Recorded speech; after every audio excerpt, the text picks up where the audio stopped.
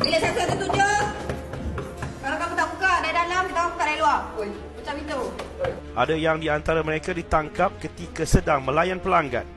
Kesemua mereka adalah warga negara Indonesia yang bekerja secara haram di negara ini. Yang berharga saja tengok. Ya. Pasport, handphone. Dia waktu dia jam tadi duduk ni. 7 hari, 9, 10. Dengan ini punya ni. Saya lari tadi polis datang. Saya lari polis. Oh, tak ada lari, tadi duduk kan ada asing. Ada satu mata India punya. Dia tangkap saya duduk kan. Dia tak ada bicara. Dia kerja alam. Bukan lah waktu apa lagi.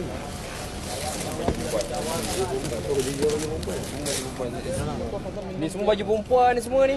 Lelaki Cina yang ditahan ini menafikan dirinya adalah bapa ayam yang menguruskan pelacur-pelacur ini. Opsbah juga berjaya menyerbu premis perjudian dan pendatang haram tanpa izin yang turut diberkas oleh pihak berkuasa.